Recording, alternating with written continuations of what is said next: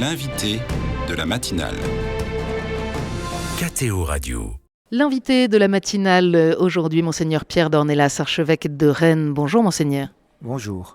Merci d'avoir accepté de nous accorder ce temps. Depuis de nombreuses années, vous travaillez sur tous les sujets de la bioéthique, sur tous les sujets autour de la vie.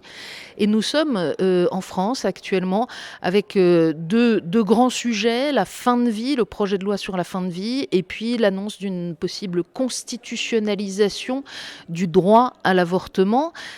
Ma première question, c'est, on a le sentiment que finalement tout ça aujourd'hui, c'est tellement dans l'air du temps qu'aucune parole contraire n'est possible. Pourquoi est-ce que, pour vous, ça reste important de parler là-dessus ?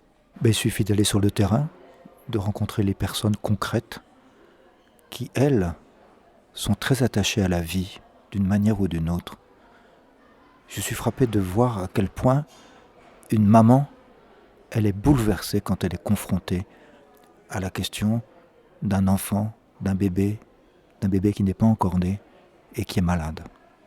Ça, on peut faire toutes les lois qu'on veut, on peut faire toutes les constitutionnalisations qu'on veut, ça ne supprimera jamais ce que j'appellerais, avec le pape François à Marseille, ce tressaillement pour la vie qui s'exprime par de la compassion, qui s'exprime par de l'angoisse, qui s'exprime par de l'accompagnement, qui s'exprime par un souci, parce que personnellement il y a la vie. Et quand j'emploie le mot « vie », moi je pense toujours à cette phrase tout à fait extraordinaire dans le livre de l'Apocalypse. Quand on parle de Jésus, on va le nommer le vivant. Dieu n'est pas le Dieu des morts, mais il est le Dieu des vivants. Il n'est pas le Dieu de ceux qui préparent, si je peux dire, à tous ces chemins qui sont des chemins mortifères. Dieu est du côté du chemin vivifiant. Il est toujours là où il y a de la vie. Il est toujours là pour susciter ce qui rend la vie plus belle. Parce que c'est ça un des trésors de la vie, c'est qu'elle est donnée comme un trésor extraordinaire, et en même temps, la vie est toujours faite pour être embellie. La vie est belle, et elle est faite pour être embellie. Et j'ai aucun souci sur le fait que ça perdurera. Je vous donne juste un exemple. Il y a des conflits. Il y a l'Ukraine, la Russie, l'Arménie, et puis bien sûr Israël et Palestine. Mais dans tous ces conflits, et je suis allé en Afrique où j'ai vu des conflits en Afrique, qu'est-ce qui transcende tous les conflits ? C'est qu'une femme donne la vie. Ça transcende tous les conflits. Et d'ailleurs, je suis toujours frappé que dans les conflits, qu'est-ce qu'on nous montre dans les médias ? L'image d'une maman avec son bébé. Parce que ça dépasse toutes les violences. Il y a quelque chose qui est infiniment plus grand, qui transcende. C'est que nous donnons la vie et nous accompagnons la vie et nous sommes soucieux de la beauté de la vie. Et ça, vous pouvez faire tout ce que vous voulez, ça demeurera, bien sûr.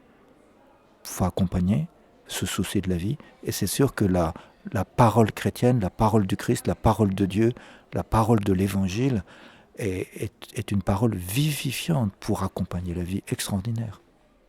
Mais on voit bien qu'aujourd'hui, dans nos sociétés, en France en particulier, il y a des approches qui s'opposent. Il y a la liberté d'un côté revendiquée pour le droit à l'avortement, et puis il y a la dignité même sur la fin de vie, avec deux visions de la dignité, et cette idée de plus en plus répandue chez nos concitoyens que la dignité consiste à choisir, entre guillemets, une fin de vie propre, en tout cas à pouvoir la déterminer.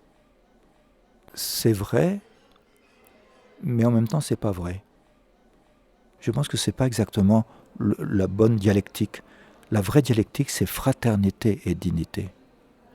La liberté, elle est faite pour la fraternité. D'ailleurs, le Conseil constitutionnel a reconnu que la fraternité était un principe constitutionnel. Du coup, comment ce principe constitutionnel de la fraternité peut-il être compatible avec la liberté de l'IVG comme un principe constitutionnel ? C'est contraire à la fraternité.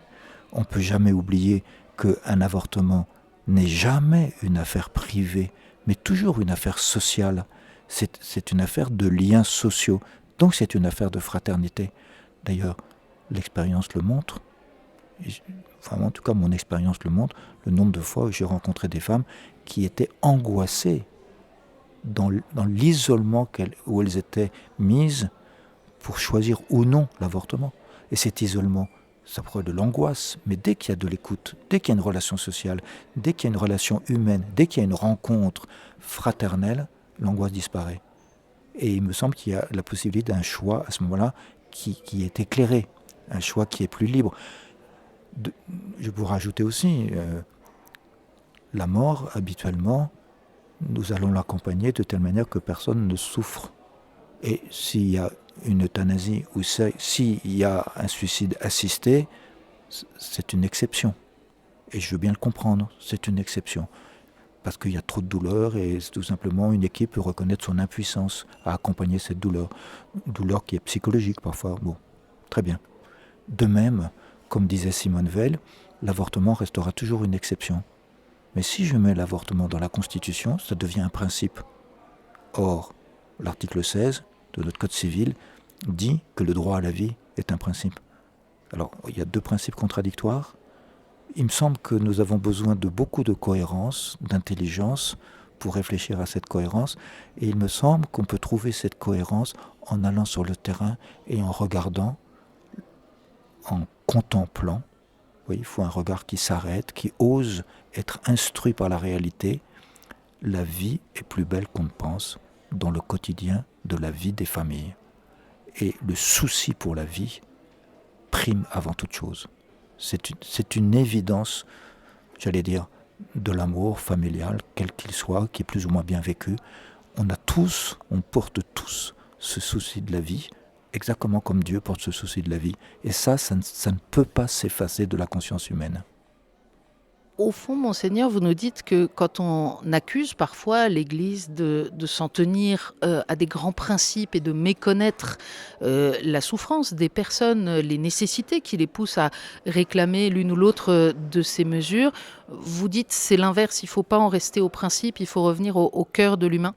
Il faut revenir au cœur de l'humain et je voudrais qu'on rencontre, puisqu'ils vont parler de l'Église catholique, qu'on rencontre ces catholiques.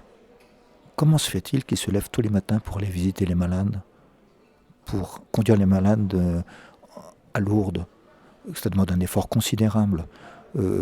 Comment ça se fait qu'il y a plein de catholiques qui sont bénévoles dans les unités de soins palliatifs, bénévoles pour accompagner, pour être présents, pour faire quelque chose?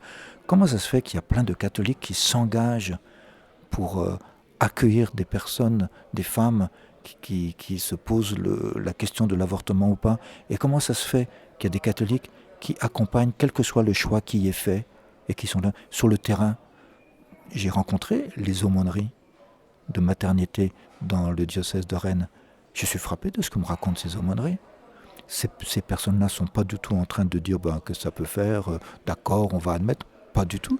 Elles portent le souci de l'accompagnement de ces personnes de façon extraordinaire. Pour le dire d'un mot, l'Église, c'est quoi? C'est le bon samaritain. C'est le bon samaritain qui construit une auberge et qui peut dire occupez-vous de lui. Et je viendrai payer. Et ce bon samaritain, qu'est-ce que c'est? C'est simple, c'est la figure de la miséricorde, de la tendresse. Voilà l'Église catholique. L'Église catholique, ce n'est pas des principes. L'Église catholique, c'est la réalité d'une tendresse qui va vers l'autre, qui va accompagner sans jamais juger, mais en écoutant.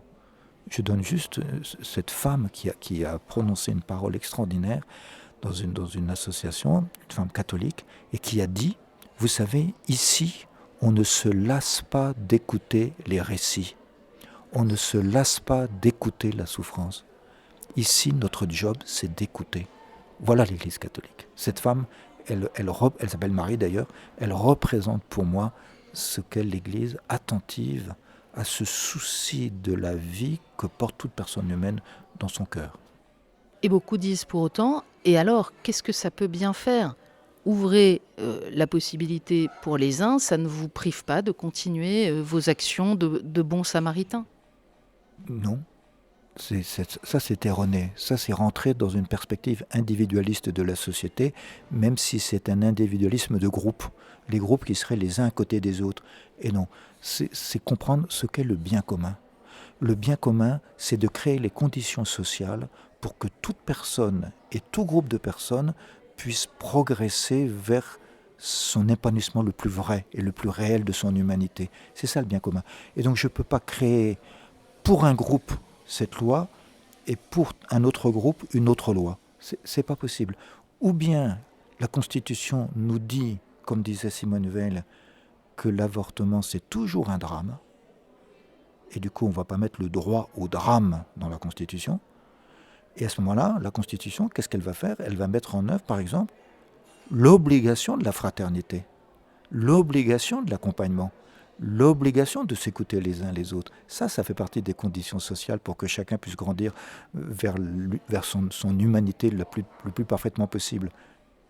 Est-ce qu'il y a aussi un effort d'accompagnement, d'imagination pour être présent, y compris auprès de ceux, je dirais, qui posent des options contraires, qui ont recours à l'avortement, qui demain peut-être auront recours à l'euthanasie ou au suicide assisté? Il faudra aussi assurer une présence chrétienne? Il faut accompagner quoi qu'il arrive. Quel que soit l'acte qui est posé, il faut que nous accompagnions toujours avec beaucoup de délicatesse, beaucoup de respect, sans jamais juger, et en se disant que la personne est toujours capable d'avancer sur son chemin. Il me semble que c'est très important, ne jamais enfermer une personne dans une étiquette. Et pourquoi je dis ça? C'est que la conscience humaine est beaucoup plus agissante qu'on ne le pense. Dans le Concile Vatican II, il y a cette phrase tout à fait extraordinaire, c'est de manière admirable que s'éveille dans la conscience humaine le commandement du double amour de Dieu et du prochain. C'est d'une manière admirable.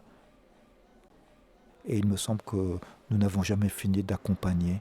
C'est peut-être le job de l'Église, des chrétiens, d'être toujours là pour accompagner sans juger, en se souvenant que dans toute conscience humaine, c'est de manière admirable que va s'éveiller l'amour. Monseigneur, un dernier mot. Ces propos que vous tenez là, aujourd'hui, auprès d'une partie de nos concitoyens, ils sont quasiment scandaleux. C'est difficile de tenir une parole aujourd'hui de protection de la vie. Comment est-ce qu'on fait pour ne pas se décourager, pour ne pas céder à la tentation de dire, bon, on arrête d'en parler, il y a trop de coups à prendre? Eh bien, il faut apprendre, tout simplement, que la parole de Dieu s'expose à des refus. Et c'est pas grave. Ça fait partie. Moi, je crois, comme chrétien, en celui qui est crucifié. Voilà, il en est mort de ce refus de la parole. C'est pas pour ça que la parole ne doit pas être prononcée. Et je répète, cette parole, elle est habitée par la patience. Dans l'Écriture sainte, il est dit « Dieu est patient ». Oui, peut-être qu'il y a un refus, peut-être qu'il y a une moquerie, mais peut-être pas demain. Peut-être pas après-demain, parce qu'il y a un chemin dans la réflexion des personnes. Par ailleurs, je suis frappé qu'on entend de plus en plus une attention au fait que nous formons un tout, que nous formons une collectivité humaine. Et ainsi, prononcer cette parole envers et contre tout, c'est d'abord la vivre. Et le témoignage que je peux porter, là où je suis, dans mon petit lieu, porte toujours du fruit. J'ajoute un point, c'est que nous sommes dans une société de la technique et donc de la performance technique. Moi, je postule, si je peux dire, une parole qui est une parole de la tendresse. Et tendresse et technique, ça ne va pas ensemble. La tendresse, ce n'est pas effectif tout de suite. La tendresse, ça n'a pas de résultat immédiat. Or, on demande un résultat immédiat à la technique. Il faudrait que le témoignage de la tendresse arrive à briser les carcans dans lesquels nous enferme la technique. Et qu'est-ce que sont ces carcans? C'est un résultat immédiat, c'est une maîtrise de toute chose. L'autre jour, j'étais dans le train avec une maman et son petit enfant, là. Elle n'arrivait pas à le maîtriser, parce qu'il chahutait, bien sûr. Elle n'arrivait pas à le maîtriser, et pourtant, je la voyais, c'était irrésistible chez elle, l'embrasser. La tendresse est plus forte que la maîtrise. La tendresse, c'est quelque chose qui est lancé dans le vide, mais qui est d'une puissance souveraine. Et peut-être que l'Église catholique et les chrétiens, et les juifs et les musulmans peut-être, ont à montrer cette tendresse qui fasse exploser cette habitude, cette mentalité à tout maîtriser, parce que nous sommes une mentalité technicienne. Merci beaucoup, Monseigneur, d'avoir été notre invité. Bonne journée. Merci beaucoup, bonne journée.